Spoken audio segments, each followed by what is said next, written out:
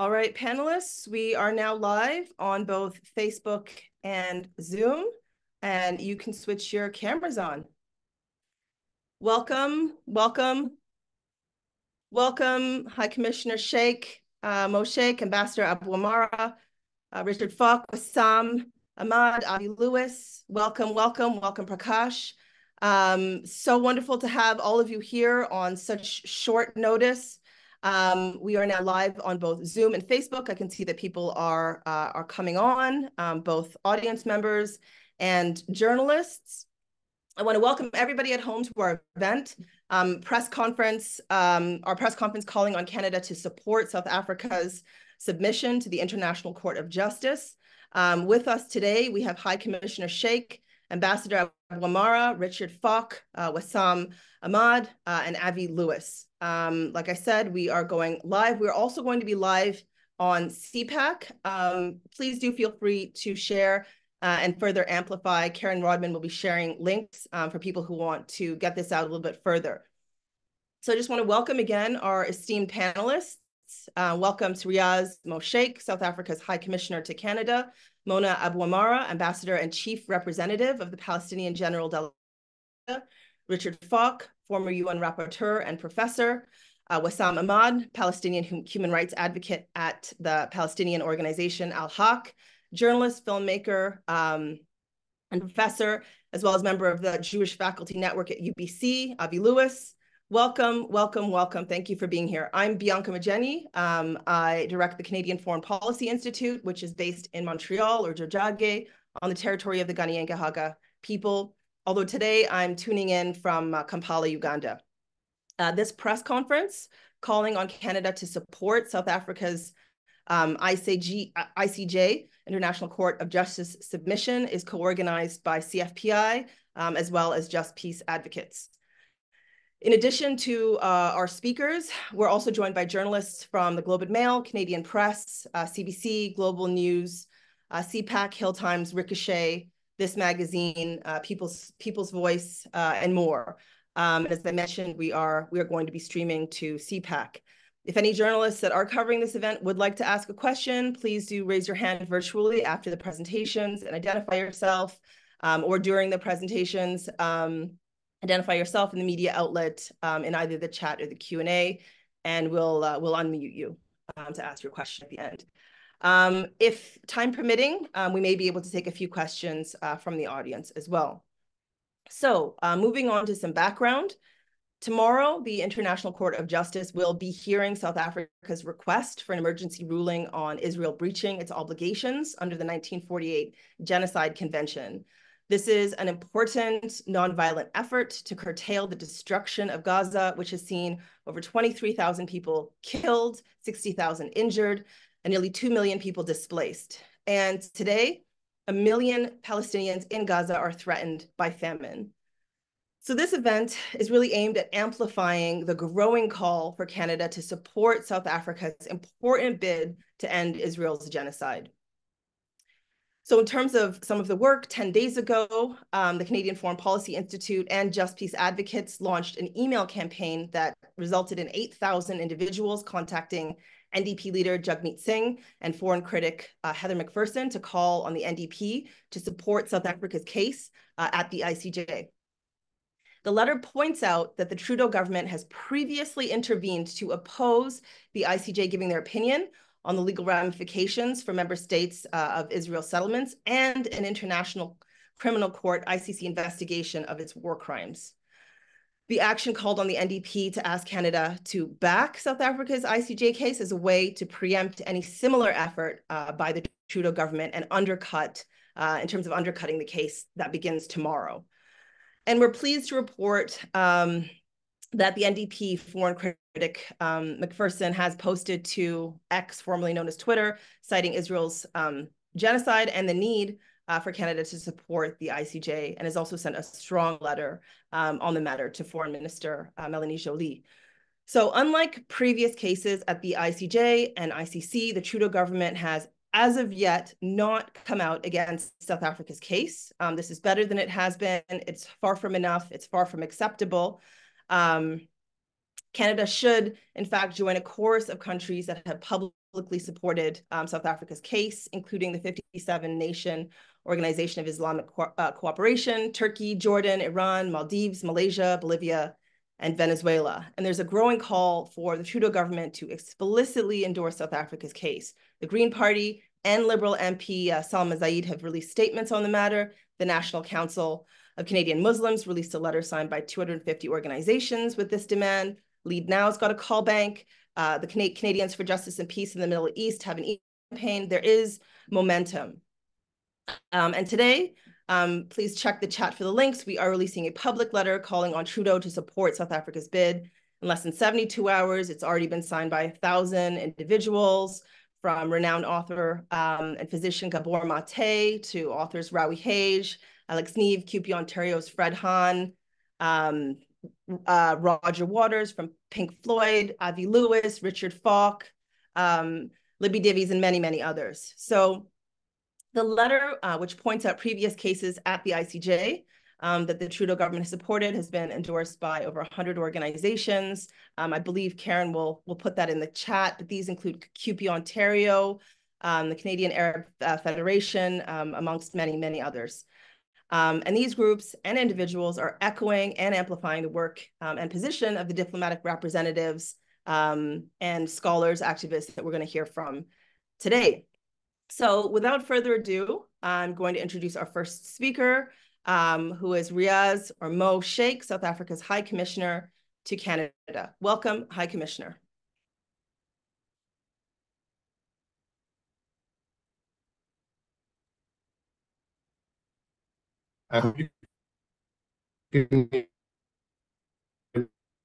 It's a little shaky.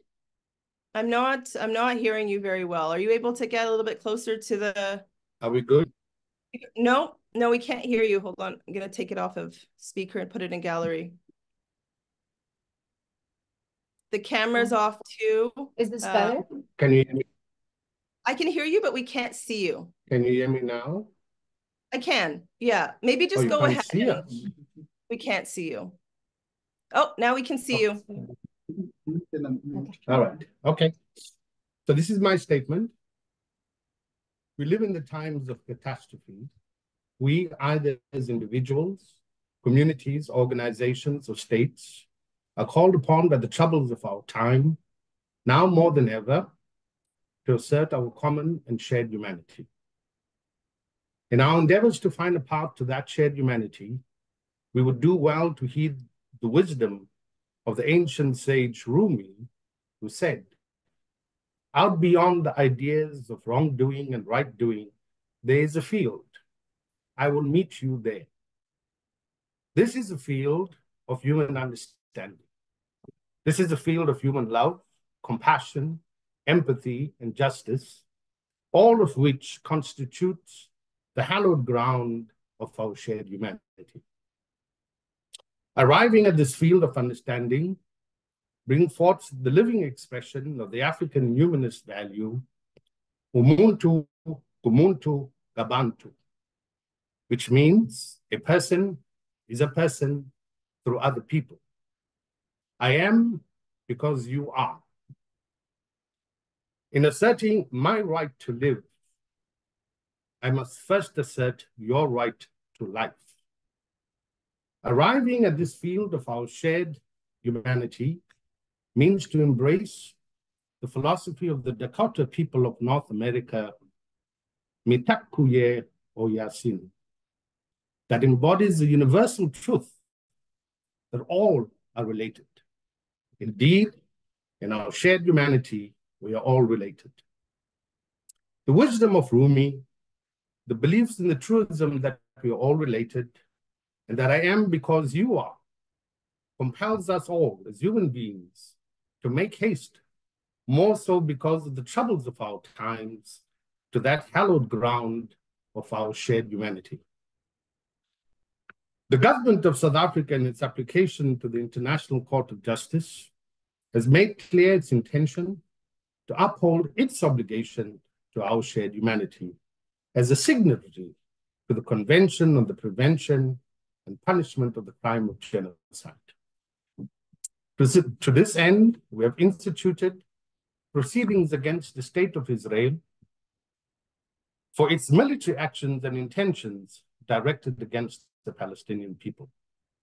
We have done so firm in our conviction that the state of Israel's conduct against the Palestinian people may amount to genocide. We have done so in keeping with our obligations of the convention as a positive step to prevent genocide. We ask the World Court to hold the state of Israel accountable for its own obligation to prevent genocide. In keeping with the terms of the convention, we have requested an order of the court for urgent, necessary provisional measures, which includes, inter alia, the binding on obligation of the state of Israel to immediately suspend its military operations in and against Gaza. South Africa has heard the unbearable cries of anguish of the innocent from the killing fields of Gaza and broader Palestine. We mourn the deaths of all civilians, both Palestinian and Israeli, who have lost their lives in this senseless conflict. We must act to bring this brutal, systematic, and organized killing of Palestinian civilians to an immediate and urgent end. Not to do so is to negate our shared humanity and to violate our deeply held values of Ubuntu. By our action, we raise our voice beyond the binary ideas of right doing and wrongdoing to shout for all to hear. Stop the killing. Not one more day. Stop now. We have acted in this manner, not only because of the wisdom of the ancient sages, or to our legal, moral, and ethical obligation to do so, but we also believe that this is the most viable and immediate path to peace. For far too long, we have ignored the prayer of the Palestinian people to be seen, to be heard, and to be recognized for who they are, to live as a people in the land of their birth, free from the fear of oppression, occupation, and want. For far too long, we have ignored the pleas of the Palestinian people to assert their right to self-determination. Our shared humanity must demand from all of us to hear their prayer and pleas. This is the challenge of our time, and for the sake of all humanity, we must act. We as South Africans, whose lived experience has been shaped by centuries of apartheid, know precisely the lived reality of apartheid. We have lived apartheid and we have suffered apartheid. We know apartheid when we see apartheid. We are therefore comfortable in our knowledge that none dare contradict us when we assert that the lived reality of all Palestinians today is nothing short of the dehumanization of an apartheid life. Apartheid, as we all know, is a crime against humanity. In bringing our application before the World Court, we make no demand that others should join us. Each country must examine their own conscience in the cold light of all that we see occurring daily and relentlessly in Gaza. Each country must find comfort in their own understanding of what it means to be human, and determine for themselves their contribution to our shared humanity. We can only but humbly ask that in doing so, that they too embrace the wisdom that we are all related, and that I am because you are. As a country and people represented by our government, we as South Africans have made our choice. We have walked to that field of human understanding with our fearful but resolute courage in a manner consistent with our consciousness that rallies behind the clarion call of the Convention to Prevent Genocide. We do so urgently, and we ask forgiveness for not acting sooner. Thank you. Thank you. Thank you. We are so grateful to South Africa. Thank you, Your Excellency. That was Shaik, South Africa's High Commissioner to Canada. Our second speaker is Mona Abuamara, Ambassador and Chief Representative of the Palestinian General Delegation to Canada. Welcome, Ambassador. Thank you so much. Tomorrow is a historic day for Palestine, for its people and for its cause. Tomorrow, we are witnessing a legal action in pursuit of a long overdue justice for the oppressed and a glimpse of accountability for their oppressor. Tomorrow, we hope to move from the might is right to justice is blind, not blind to the pains and cries of the tortured, as it has been for more than 75 years and counting, but blind to power, wealth, and self-interest, as it was created to be.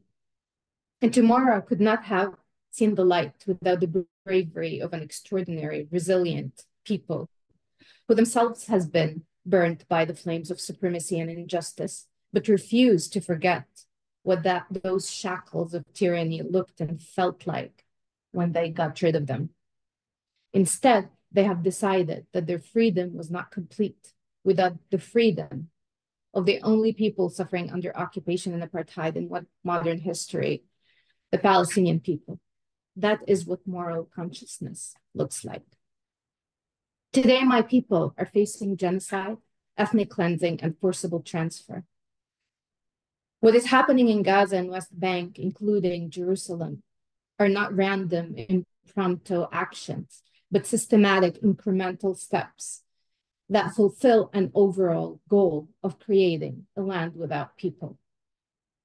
And unfortunately, as this continues, we do not witness the support that the Palestinian people deserve from those countries preaching values and principles and rules-based international order. Palestine stays an exception to every rule. Instead, Palestinian people are being dehumanized every single day. And that dehumanization has started long before October 7th. For decades now, the normalization of Palestinian torture have been rising. And we have seen the normalization of such atrocities that the human value of life for a Palestinian became a lesser interest to the international community than it should be. Our lives are not less valued than any life. After the submission of South Africa's case against Israel, unfortunately, we have witnessed some statements coming from the US and from Israel that show exactly why we are here today, calling such an extraordinary piece torturous to read, and 84 pages filled with facts of what's happening on the ground, calling it meritless, counterproductive, and completely without any basis, shows us that this international rules-based order is not the same for everyone, but it's selective when it comes to the Palestinian plight. And as such, it's hid behind this self-defense mechanism that has been provided as shield for Israel for so long. I want to just guide you to a legal consequence that was presented by the ICJ, a legal consequence of the construction of the wall in the occupied Palestinian territory. And in 2004, the ICJ advisory opinion stated about the Article 51 that Israel claims in these days on its aggression on Gaza, And it says, nothing in the present charter shall impair the inherent right of individual or collective self-defense in an armed attack occurs against a member of the United Nations until the Security Council has taken measures necessary to maintain international peace and security. However, Israel does not claim that the attacks against it are imputable to a foreign state. The court also notes that Israel exercises control of the occupied Palestinian territory as Israel itself. The threat which it regards as justifying the construction of the wall originates within and not outside the territory. This situation, thus, different from the complemented by Security Council resolution, and therefore Israel could not in any event invoke those resolutions in support of its claims. It was about the wall, but the claim of self-defense fell then, and it falls now because civilians cannot lose the right for protection, even as Israel claims when someone uses the hospitals or schools that it was not able to prove, but a civilian does not lose the right to be protected unless they themselves are engaged in the action. So I wanted to get out of the way this accusation, this shield that Israel has been using.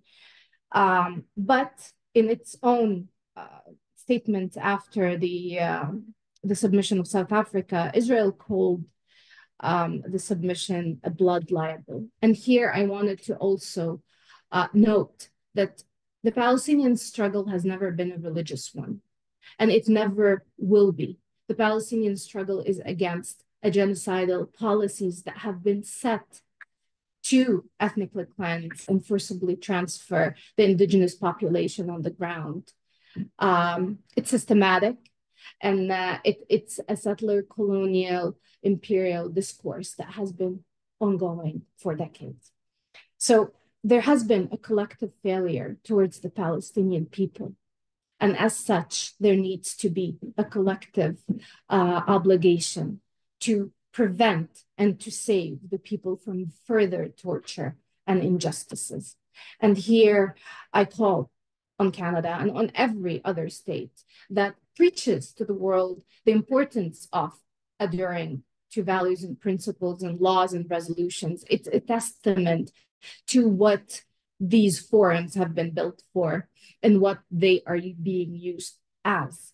Because without that, how can we trust one rule for all and a rules-based international order that is not selective and does not include double standards when it comes to the tortured and the weak? I want to thank you. Our leadership thanks you. Our people thank you for everything that you have done for us. This is not a move that after tomorrow, we have a new day. We have a glimpse of hope that we are heard, that we are seen, and that our people could finally see that the world owes them the justice that they deserve. So thank you very much. And I hope that Canada would finally join this side, because history will remember. History will see where people were and what they've done. It's not that we say, we wish we have done more when it happened. It is happening now. So please act and stop the genocide against the Palestinian people. Thank you so much. Thank you. Thank you so much. Thank you, Your Excellency. That was Mona Abuamara, Ambassador and Chief Representative, the Palestinian General Delegation to Canada. Thank you for your important words and call to collective action. Our next speaker is Richard Falk, former UN Rapporteur, Professor Emeritus of International Law at Princeton University. Welcome, Richard. Thank you so much for having me on this important and symbolically historic occasion where I have the opportunity to thank South Africa for its initiative and to express my solidarity with the terrible suffering that's been unjustly inflicted on the Palestinian civilian population of Gaza and indirectly also of the West Bank.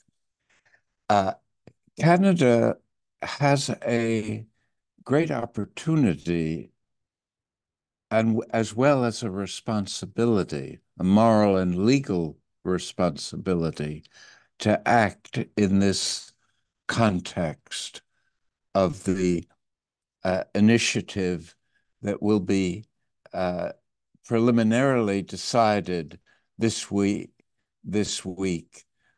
by the International Court of Justice. A famous saying by Rabbi Abraham Heschel is entirely relevant. Few are guilty, but all are responsible. And Canada is in a position to break this silence in the face of a transparent spectacle of genocide and uphold what seems like a minimum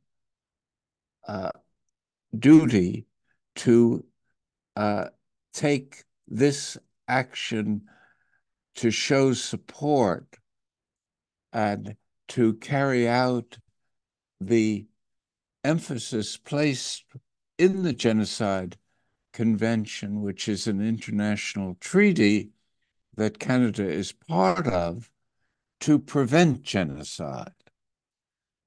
It's too late to prevent it, but it's not too late to stop it. And it is a shocking reminder of the depth of the double standards to grasp the significance that none of the liberal democracies of the global West have to this point identified with the South African initiative. And those states that have shown support for this initiative all come from the global South.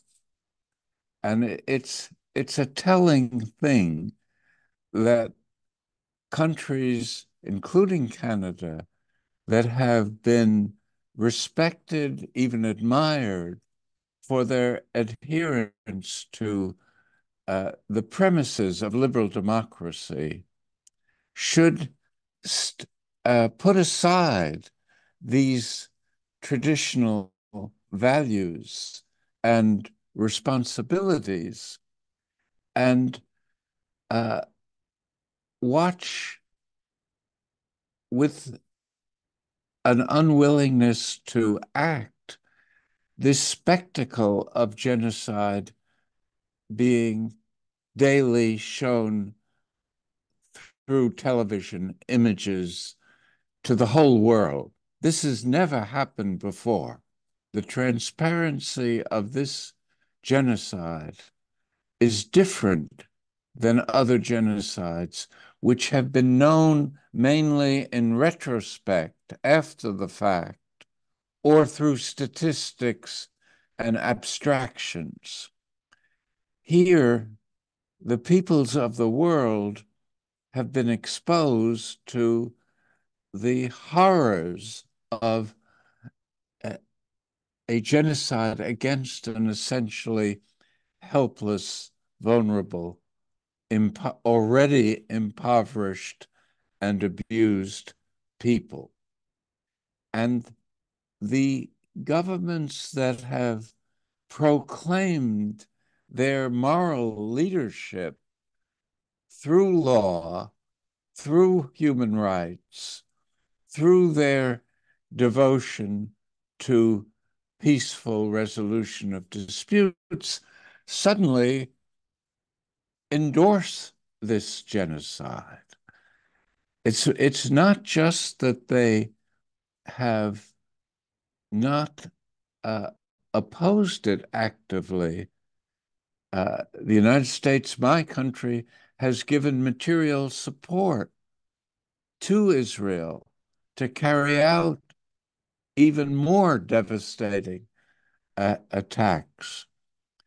So Canada is in a position which really will define its political identity for the entire world. Either it takes this moment to stand apart from the others in the global West and show its real fidelity in this situation of extremity, and to reject the primacy of geopolitics. This stand by the West can only be explained as a way that these white settler colonial states themselves identify their interests with those of Israel and their strategic interests in the overall Middle Eastern region.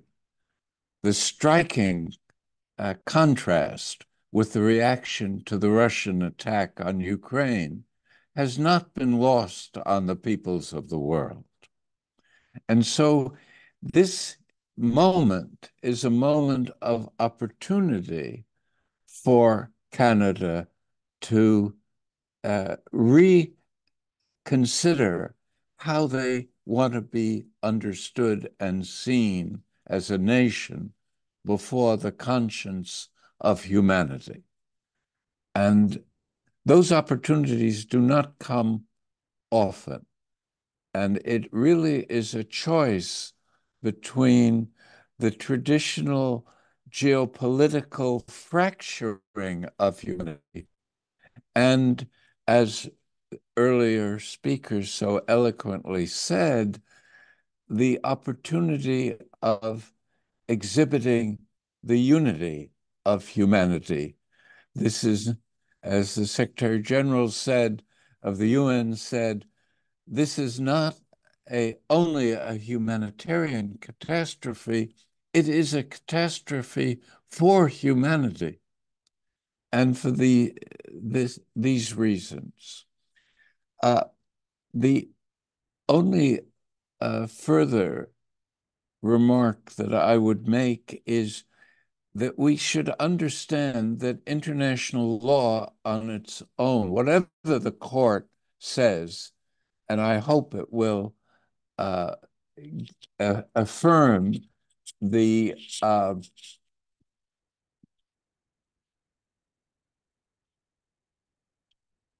application for provisional measures that is before it, and issue a decision requiring Israel to stop the genocidal onslaught.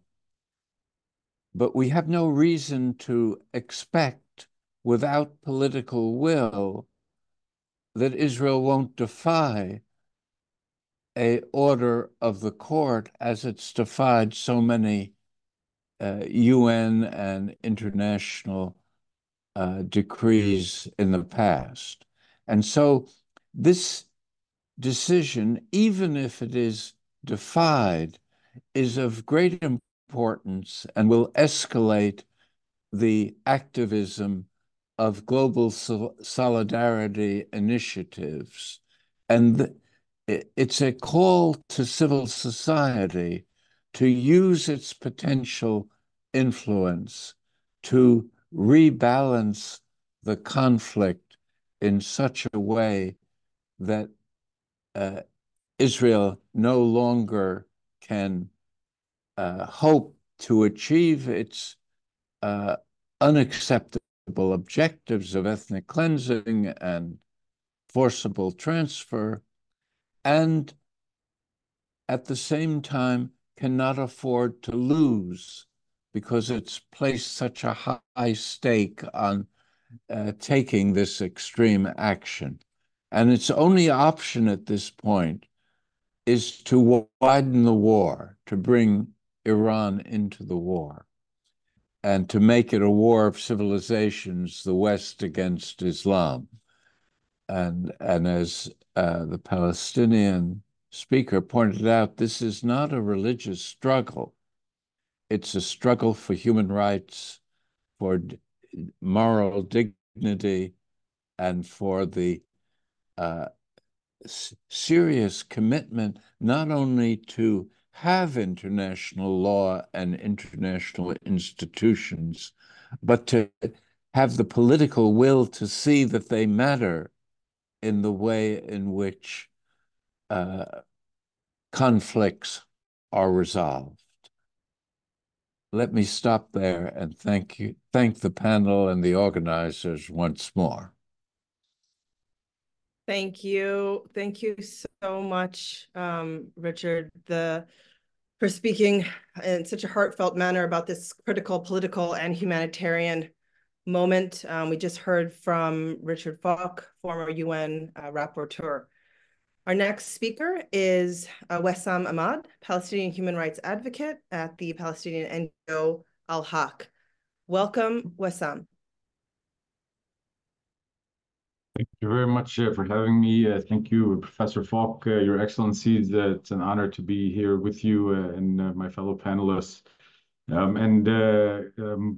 Following up on Professor Falk's statement with regard to the issue of political will, I think South Africa's move gives us hope that international law and the system can function if there is political will to do so. And South Africa's actions are a great example of this political will being manifested.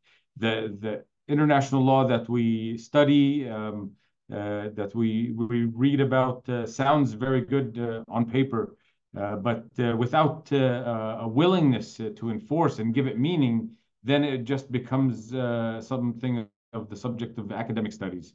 And we see it very much applied in the Palestinian context, where we have constantly complained the law is very clear, but there is a lack of political will.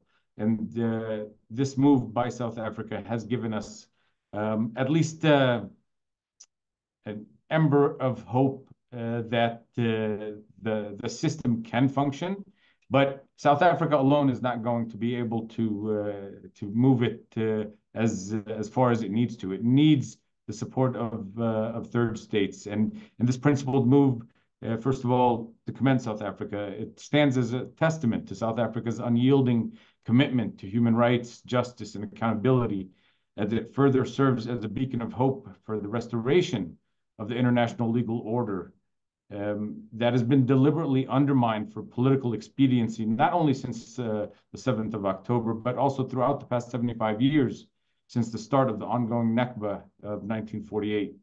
And Al-Haq, along with other Palestinian organizations, have as early as the 13th of October warned and urged states to intervene to protect the Palestinian people against this impending genocide. And since then, Israel's intent has not only become more pronounced, marked by both explicit genocidal statements and genocidal acts committed by the Israeli military. And while we commend South Africa, we must also confront the undeniable truth that some third states have not only failed to uphold international law and their legal obligations, including their obligation to end the commission of the crime of genocide, but they've shamelessly been complicit in perpetuating injustice, including by publicly objecting to a ceasefire and continuing to supply Israel with military equipment.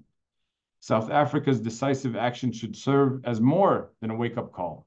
It demands that all third states rigorously reassess their commitment to international law and human rights. The prolonged impunity enjoyed by Israel, coupled with the international community's deliberate failure to contextualize 75 years of Zionist settler colonial oppression and domination over the Palestinian people has facilitated the ongoing denial of the right to self-determination and allowed Israel to commit genocide against the Palestinian people in Gaza. It's high time for collective reckoning with the complicity and a renewed commitment to justice on the global stage, as we call upon third states, including Canada and the international community, to support the proceedings at the ICJ and promptly intervene for an immediate ceasefire. We remind them that history harshly judges those who stand by during genocide. Neutrality in the face of injustice and genocide is nothing short of complicity, and a genuine commitment to the principles of justice and human dignity demand active engagement in upholding the rule of law.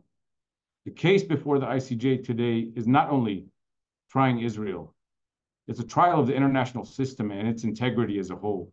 If Israel continues to be an exception to accountability, the future of the international rule-based system will also be at risk. If Canada wants to be on the right side of history and a stronger future for this international system, it must act accordingly and support South Africa's ICJ submission. Thank you. Thank you. Thank you. Thank you. Thank you for your important words. That was Wesam Ahmad, Palestinian human rights advocate at Al-Haq. We look forward to hearing more from you and other speakers during the Q&A. Our next speaker is Avi Lewis, a journalist, filmmaker, and associate professor of geography at the University of British Columbia. Avi Lewis is a member of the Jewish Faculty Network at UBC, as well as Independent Jewish Voices. Welcome, Avi Lewis. Thank you, Bianca, and it is an honor to be among such esteemed voices today. In the dying days of December, a group of a dozen or so prominent Israelis, academics, former diplomats, politicians, and others, sent a letter to Israel's Attorney General. In 11 pages, they documented, quote, extensive and blatant incitement to genocide in Gaza coming from Israel's political and media class. And they demanded that their country's judiciary do something to stop it. The letter listed example after example of horrifying statements by members of the current government and media figures in Israel, like, quote, the Gaza Strip should be flattened, and for all of them there is but one sentence, and that is death. Or, quote, we should have killed many times 20,000 people. We should have begun with a blow of 100,000. The letter says, quote, these explicit calls to commit atrocious crimes against millions of civilians have turned into a legitimate and regular part of Israeli discourse. Today, calls of these types are an everyday matter in Israel, end quote. This letter was sent well before South Africa filed its case with the International Court of Justice. And there's a lot of overlap in the incitement to genocide section. In other words, South Africa is echoing arguments and concerns of prominent Israelis in filing this case. This should not be a surprise. We are living through one of those moments in the long human story when people are forced to choose which side they're on. And more people, more and more Canadians are standing up to say, enough, this horror show must be stopped. So far, Israel has answered massive global calls for ceasefire by doubling down on the indiscriminate killing, maiming, and deliberate starving of civilians. And so the international community, including Canada, as many of our speakers today have said, has an absolute moral and legal obligation to step in to stop this insensate convulsion of violence and destruction. Today's event is about the machinations of international law, but it's also about the intensely human capacity for empathy and solidarity in the cause of justice. And so after 3 months of watching live-streamed shrapnel and blood-soaked rubble, I'm standing up as one of the signatories of this clear and well-argued statement, calling on Canada, our government, to support South Africa's brief at the ICJ. As it's been said, in just over 48 hours, more than 1,000 people, 150 organizations have chosen to get on the right side of history to throw ourselves on one of the only levers available to make the killing stop. I'm proud to see that. I'm also proud to be part of a growing wave of Jewish people around the world who are standing up in this moment and saying, not in our name. Jewish groups, especially newer ones with younger members, are rising to embrace our moral imperative. We say at Passover, no one is free until everyone is free. And we say always, never again means never again for anyone. That's the growing cry you've been hearing across the continent and around the world, from If Not Now and Jewish Voice for Peace in the US, from Jews Say No to Genocide, the Jewish Faculty Network, Independent Jewish Voices here in Canada. Now, of course, there's not one opinion in the Jewish community. Some groups would have you believe that they represent all Jews in Canada, the Jewish community writ large.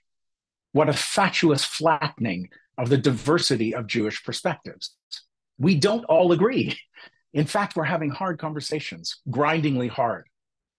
One of the most beloved legal figures in Canada, Rosie Abella, former justice on the Supreme Court, wrote in a widely circulated op-ed the other day that, quote, it is a legal absurdity to suggest that a country that is defending itself from genocide is thereby guilty of genocide. That sentiment resonates with many Jews in Canada, but not with all. Look, Hamas launched a vicious and horrific attack on Israeli civilians on October 7th. In this brief we're here to discuss today, South Africa unequivocally condemns those attacks and demands they be investigated as war crimes. But Hamas has not killed more than 100 Israeli children every single day for the more than 3 months since. Hamas has not leveled entire neighborhoods where tens of thousands of people used to live, flattening them to dust. Hamas has not killed journalists, doctors, and nurses, attacked hospitals, archives, historic sites and government buildings. Hamas has not destroyed 33% of all the buildings in Israel. Hamas is not choking the supply of food and water into Israel to induce mass starvation of Israelis. Those are all things that Israel is doing to Palestinians in Gaza. So to Justice Abella, Rosie, I say with all the respect and love that I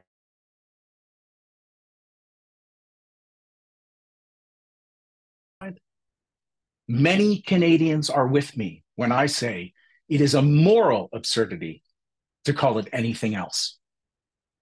Engage with the evidence in South Africa's case at the ICJ. In 84 pages and 574 footnotes, you will find the case absolutely overwhelming, incredibly meticulously documented. Let me end with this. Canada's decades-long record of providing international cover for Israel's occupation and violations of international law cannot stand one day longer. The immorality of our government's position has been well understood by people, by Jews, by Israelis, for decades and decades.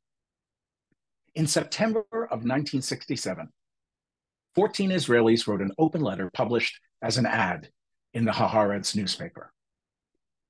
It was 100 days after the Six-Day War, 100 days into the occupation, which is now more than 56 years long. These Israeli Jews felt a similar fault line in history opening up at their feet. And in 52 Hebrew words, they spoke with a moral clarity and foresight that rings hauntingly down the years. And I'll quote, "Our right to defend ourselves against annihilation does not grant us the right to oppress others. Conquest brings in its wake foreign rule. Foreign rule brings in its wake resistance. Resistance brings in its wake oppression. Oppression brings in its wake terrorism and counterterrorism. The victims of terrorism are usually innocent people. Holding on to the territories will turn us into a nation of murderers and murder victims. Let us leave the occupied territories now." And today, nearly 100 days since the start of Israel's relentless assault on Palestinians in Gaza, we say to the government of Canada, support South Africa at the International Court of Justice. Stop the genocide now. Thank you. Well, I think you cut out right there at the end. I'm done.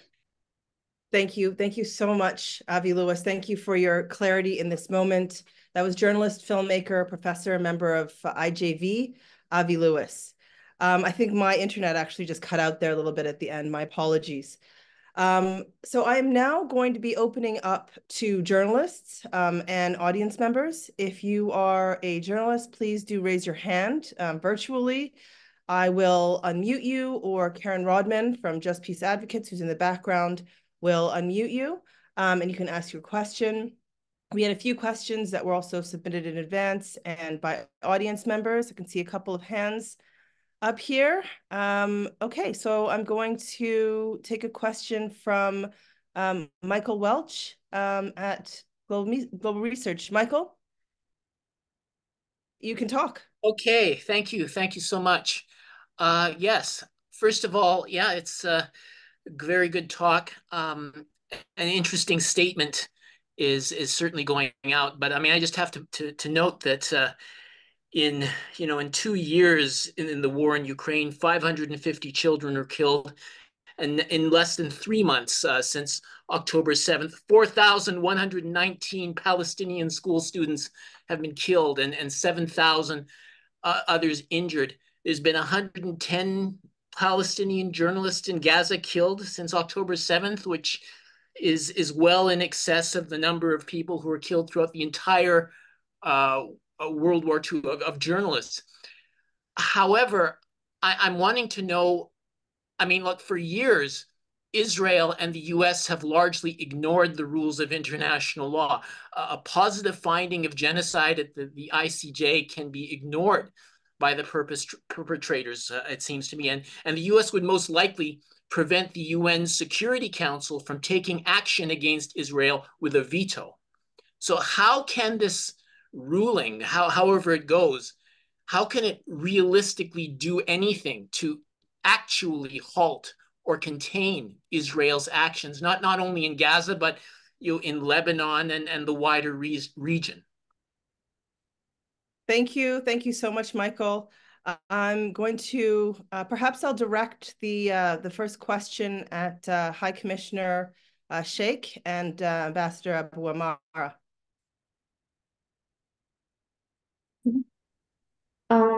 Yes, thank you so much for this question. And we have been used to witnessing these vetoes and obstacles in actually implementing any resolution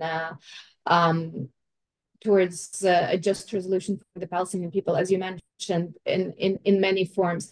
But ICJ is a very respected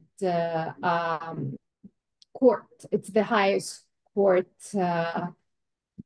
and its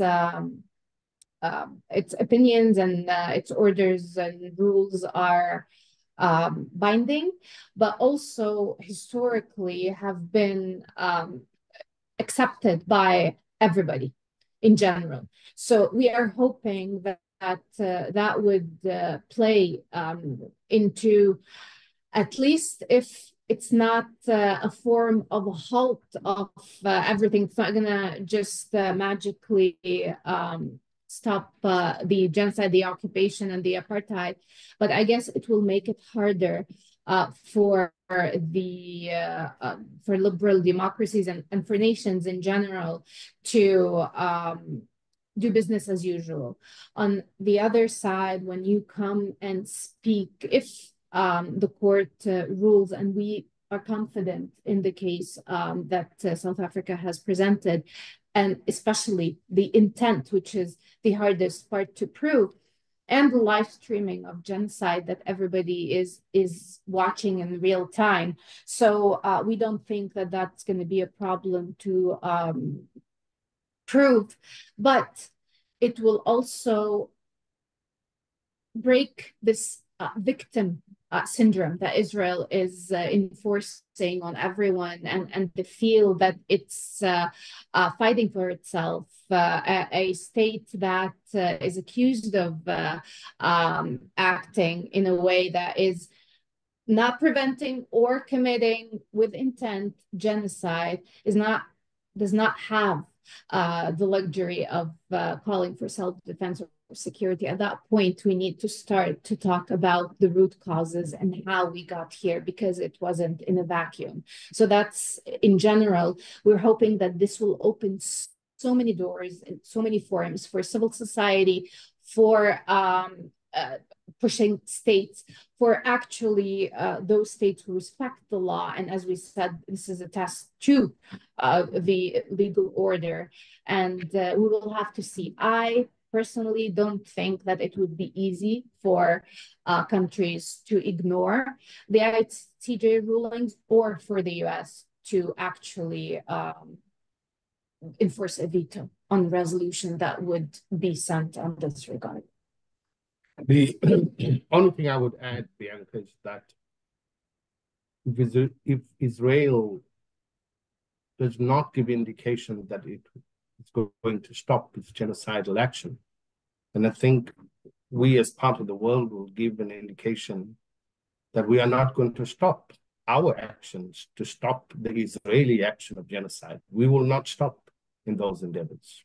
But I'm sure there are legal people who may add to what is the full spectrum of tools available to ensure that Israel is brought to bear to its accountability of its obligations to the ruling of the ICJ.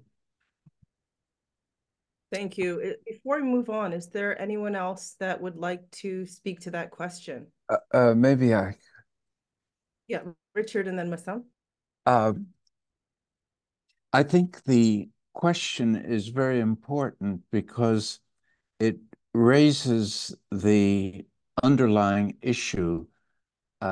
Does international law matter given the record of defiance that Israel has exhibited over the course of its history, where it's repeatedly and flagrantly violated international humanitarian law and other legal obligations?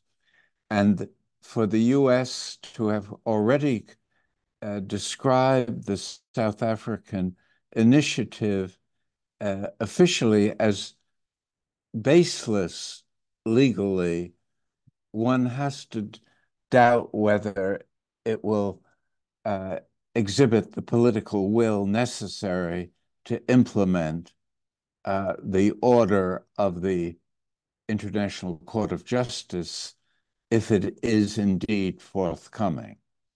So it's important to understand that there's an implementation crisis with respect to law. The institutions exist, the norms exist, but the political will of those crucial actors does not exist.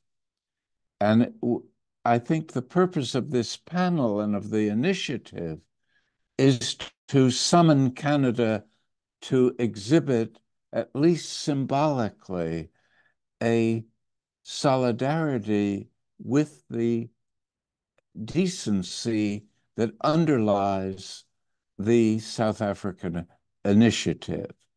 And that's really important for international law. Just one further thing, that even if the decision is defied and there's no political will to overcome that defiance on the part of the important governments in the West, it will still have an escalating impact on civil society to show solidarity with the Palestinian struggle and to identify through empathy with the suffering that is being daily inflicted on a helpless, largely innocent people. Thank you, Professor Falk. Wesam? Yeah, I mean, I just want to address the question in the sense that the pursuit of justice didn't start with this move at the ICJ, and it won't end with this. It's part of a process, and I think the quote from Dr. Martin Luther King of the arc of the moral universe is long, but it bends toward justice is very fitting here, because the pursuit of justice is a process as well. And these mechanisms, of which the International Court of Justice is just one element of it within the system, is something that we are engaging in the pursuit of justice. And regardless of how it turns out, that pursuit will continue. It will only shape how we move forward. And I think it also sends a strong message. What we are seeing today and on the streets of many cities around the world is the role of civil society and how they are able to influence the political decision makers in moving in a particular direction. And just because they might not be willing to do so today doesn't mean they can't be moved to do so tomorrow. And sometimes it's not enough only to speak truth to power. It is about also sometimes getting into that position of power and moving those wheels of justice in the direction that they need to be moved.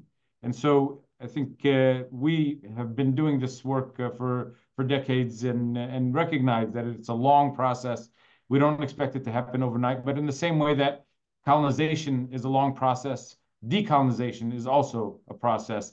And we have to engage with the mechanisms and the tools that are available to us that we believe offer some potential for moving towards that pursuit of justice. Thank you so much. We're going to hear from Avi Lewis on that, and then perhaps Prakash GR before moving on to a question from the Hill Times. I agree with everyone else that there are real questions of realpolitik here, which the international legal system has not ever successfully addressed in this matter.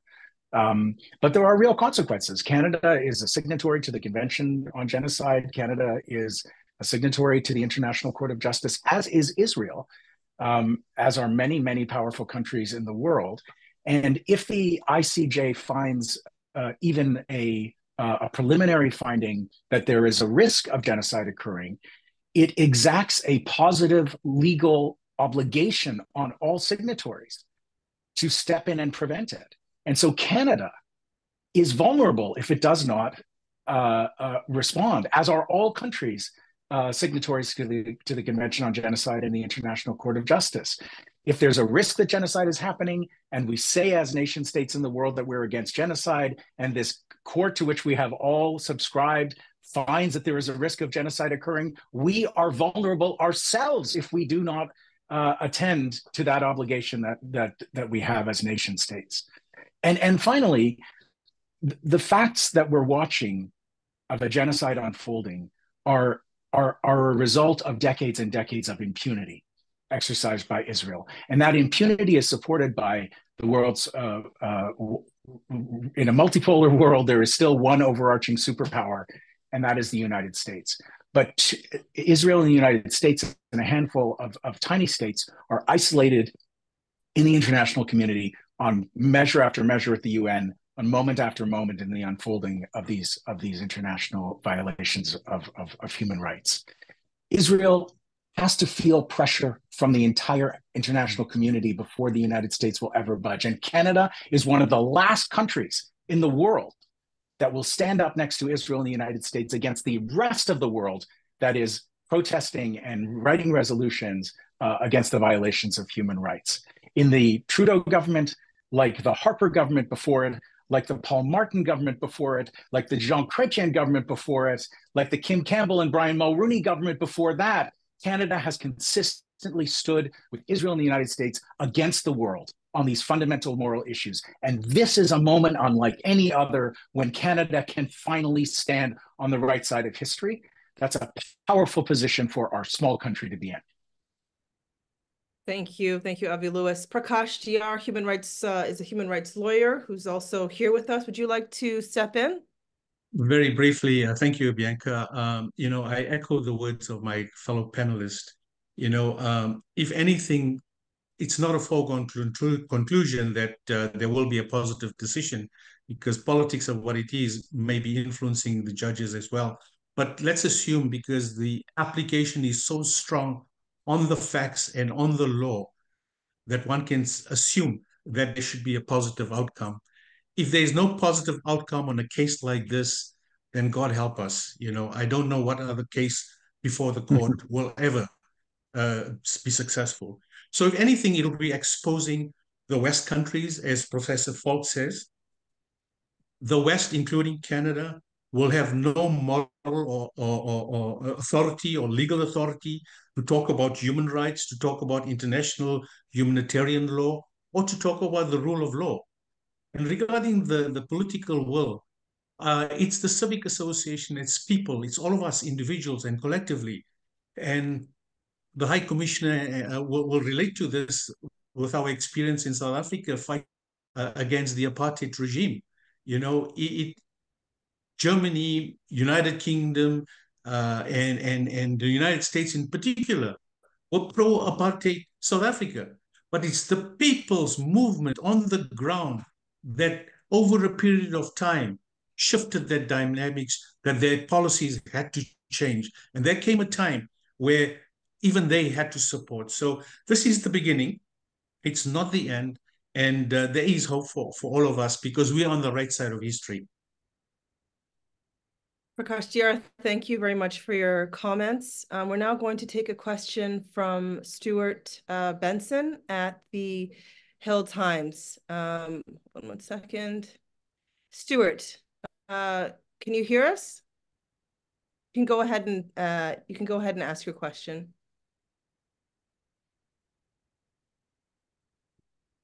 Oh, sorry, I was just unmuting myself. Hi there. I know, I think Mr. Lewis already sort of touched on this when he spoke about Justice Abella's op-ed, but we've had two Liberal MPs just, I believe, last night come out and agree with her statement, pulling out the quote, that calling it a legal absurdity to suggest that a country is defending itself from genocide is thereby guilty of genocide. So I guess just for a sort of more open question, what is your sort of response to two sitting Liberal MPs making those comments? So we have two Liberals, I guess, against, one for, with Sama Zahid. So do you think there is a likelihood that Canada will support this, or do you think that they will sort of either stand off to the side on this and not take a position? And what would that mean for Canada if in either case?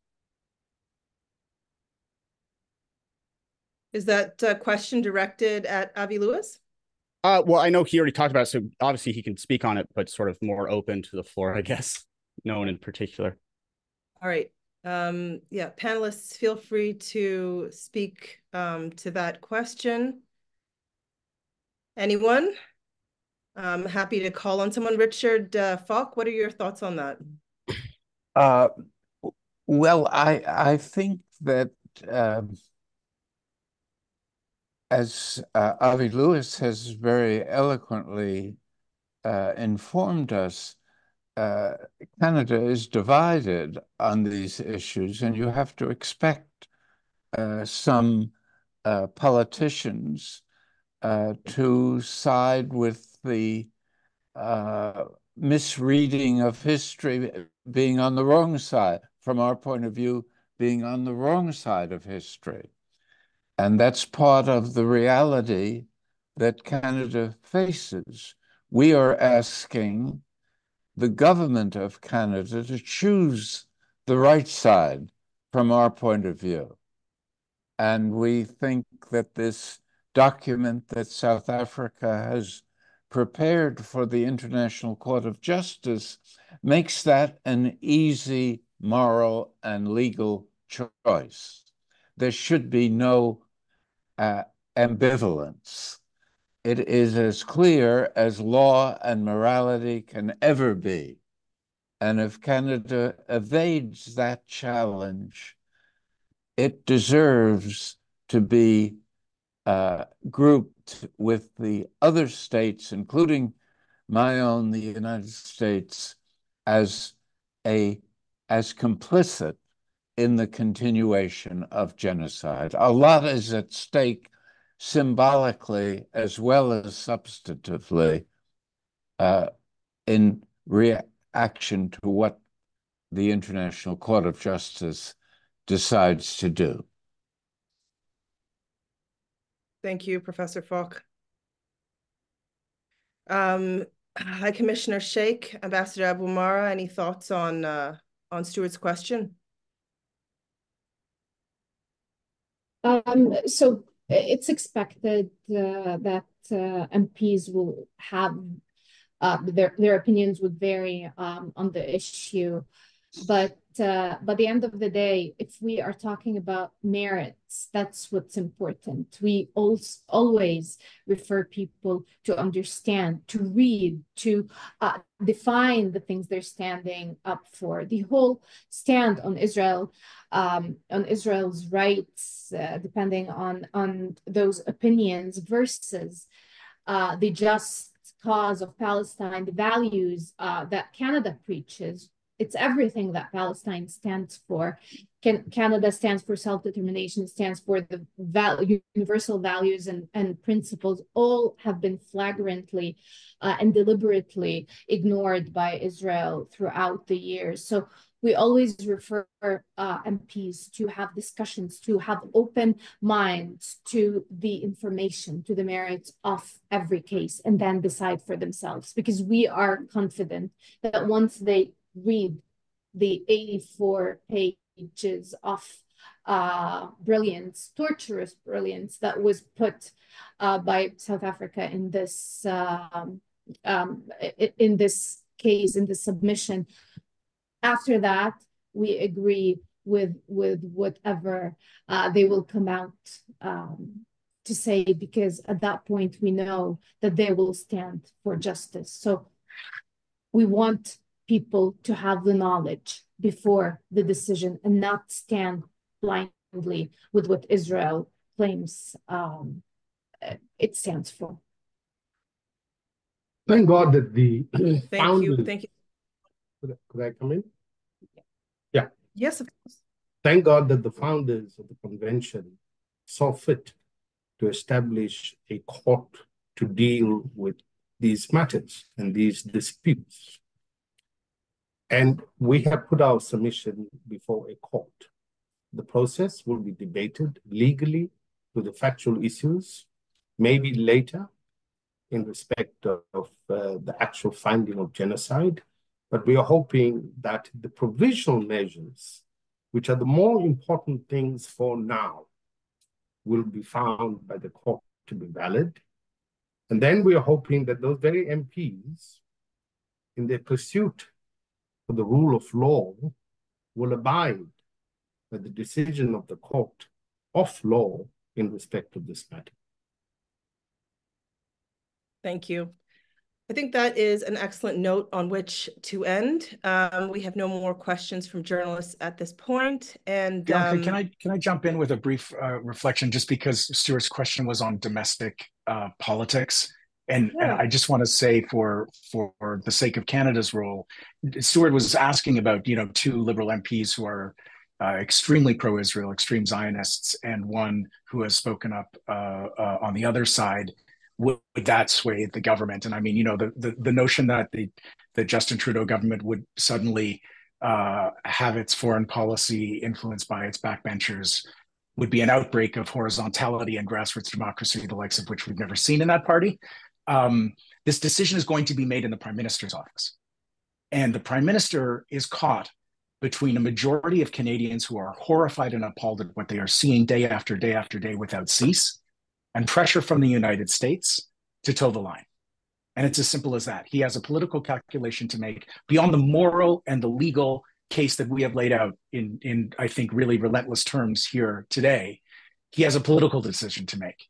And if he wants to win the next election, he better start listening to the majority of people who are horrified about what they're seeing and get Canada on the right side of history. That's the point.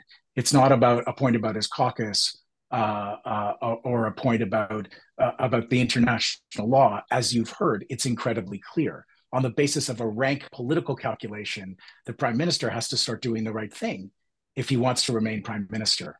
That's the political point that he needs to attend to. Thank you, Avi. We actually do have a couple more questions that have started to come in.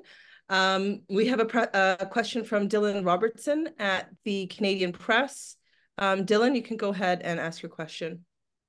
Thanks so much, and good afternoon. My question is for both Ambassador Abuamara and the High Commissioner Shaik. I'm just wondering what engagement you've each undertaken with ministers and with government MPs, specifically about the ICJ case, and how you would characterize the kind of responses you got from any liberals that you spoke to.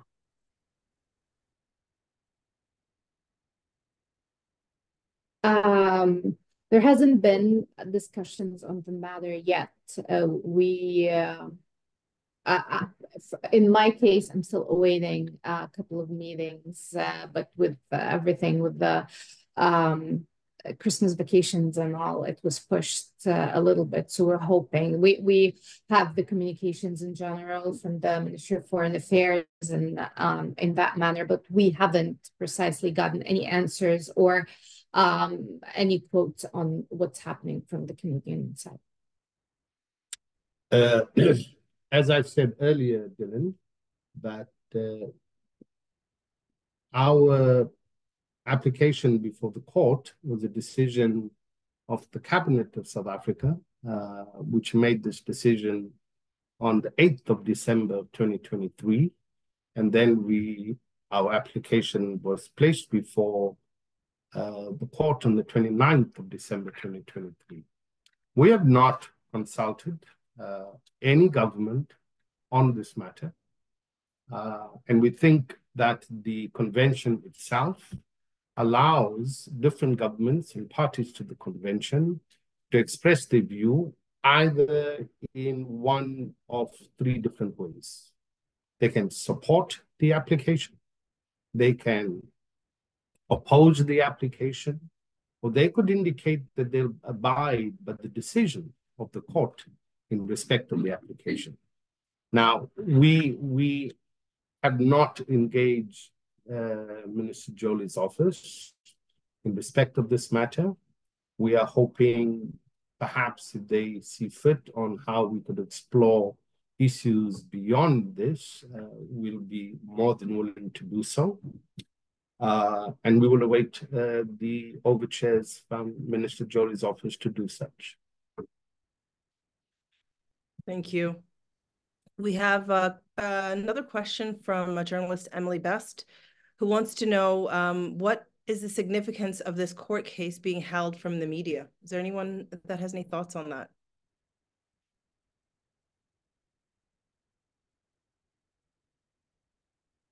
No, you're muted. We didn't understand the question. Can you repeat? I think that Emily's question is about the fact, or is about this court case maybe not being available for media, and whether that will have an impact, perhaps on amplification or understanding by the public. That's what I'm taking from this question.